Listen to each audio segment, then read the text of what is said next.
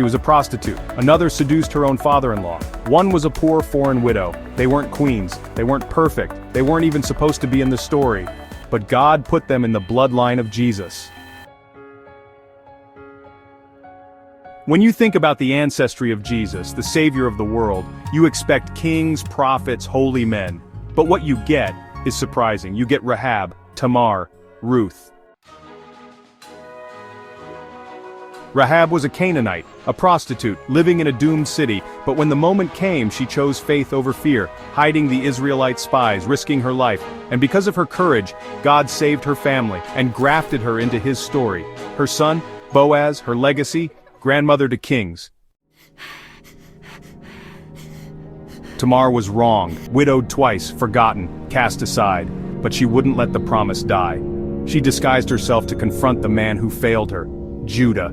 It was messy, scandalous, risky, but out of that bold act of justice came Perez, ancestor of Jesus. Ruth was a Moabite, foreign, unwanted, yet she clung to her grieving mother-in-law. Your God will be my God.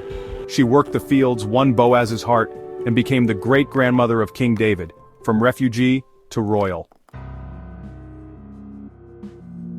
These women had baggage, reputations. They were outsiders, rule breakers, forgotten. But God doesn't write people off, He writes them in. In a world that sees status, God sees purpose. Where we see a mess, He sees a masterpiece. This is grace. This is the gospel. Rahab, Tamar, Ruth. They remind us that God doesn't just use perfect people. He uses the bold, the broken, the faithful, the forgotten, and He still does.